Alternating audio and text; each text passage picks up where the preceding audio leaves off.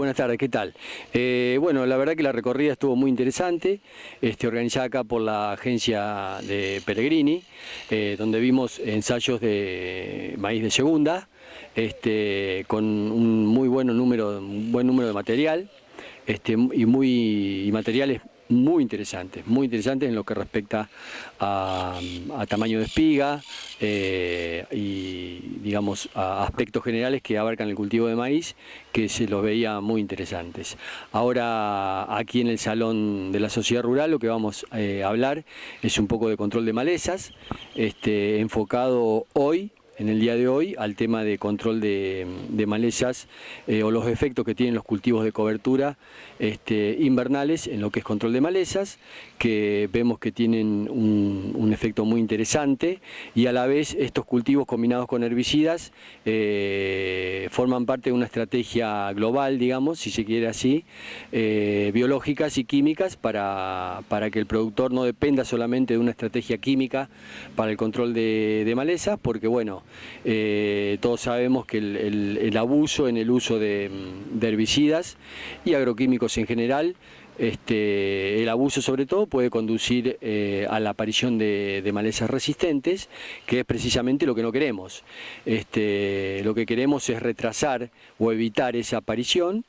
Y para eso, bueno, lo lógico es empezar a combinar estrategias que sean biológicas y químicas para el control de malezas. Exacto, bueno, acá en la región es bastante particular porque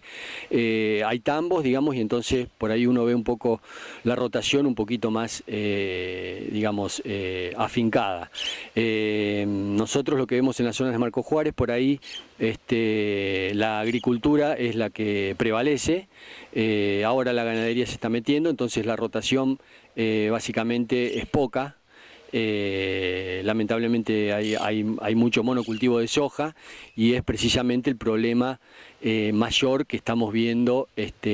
con respecto a la aparición de malezas resistentes, porque el monocultivo, en este caso de soja, obliga al uso intensivo en lo que es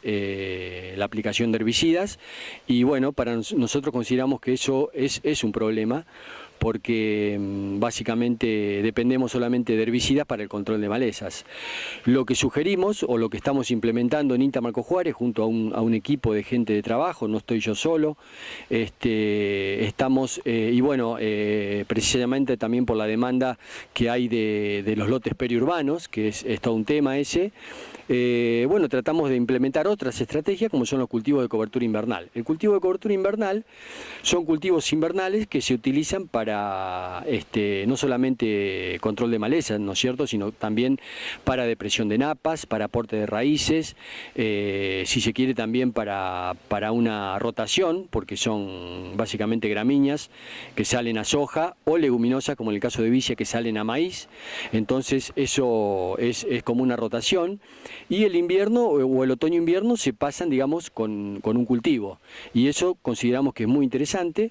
porque aporta carbono, que también es lo que buscamos, digamos, el aporte de materia orgánica, aporte de carbono, y a la vez lo que vemos es que entre todos los efectos que te mencioné, que son todos benéficos, también ayudan al control de malezas. ¿De qué manera? Y bueno, sobre todo en lo que refiere a malezas anuales, evitan, digamos, en todo caso, las llegadas de germinación, como ser luz y, digamos, y nutrientes, evitan la llegada de eso a las malezas anuales, a las semillas de malezas anuales, entonces retrasan, digamos, el nacimiento. No es que lo evitan, en todo caso lo retrasan, lo atenúan, y vemos que, por ejemplo, con cultivos de cobertura hemos llegado a contar, con cultivos de cobertura y sin herbicidas hemos llegado a contar por metro cuadrado por ahí entre 10 y 12 plantas de yuyo colorado sin el uso de herbicidas, cuando en una situación de barbecho común, sin el uso de cultivos de cobertura y sin el uso de herbicidas, hemos llegado a contar más de 200 plantas por metro cuadrado de una especie, en este caso yuyo colorado, lo que nos da una idea de que el cultivo de cobertura no evita el nacimiento de las malezas, pero sí lo atenúa de una manera muy importante, lo retrasa. Entonces, como te decía, combinando estrategias químicas, como puede ser el uso de herbicidas sobre cultivos de cobertura, el control de malezas resistentes es total. Sí, es como decís, digamos, lo primero que te plantean es el costo, y el costo no es un impedimento, eso lo tenemos demostrado, incluso lo vamos a hablar en la charla. En todo caso, lo que hay que hacer es una siembra más, porque, digamos, en lugar de pasar el otoño-invierno con herbicidas, digamos, para control de malezas, lo que hacemos es sembrar el cultivo de cobertura. Se puede usar también un herbicida sobre el cultivo de cobertura en caso de que el lote salga muy sucio de la cosecha gruesa, y luego a la salida del cultivo de cobertura podemos ir a maíz o a soja. Si vamos a maíz temprano, nosotros decimos que por ahí es uno de los problemas en todo caso, porque cuando hacemos cultivos de cobertura lo ideal es ir a un maíz en todo caso tardío, no a un maíz de segunda sino a un maíz tardío. Y en el caso de la soja no hay problema porque, digamos, acá se empiezan a sembrar como Marco Juárez por ahí en octubre, entonces tenemos un tiempo prudencial para que el cultivo de cobertura desarrolle. Entonces,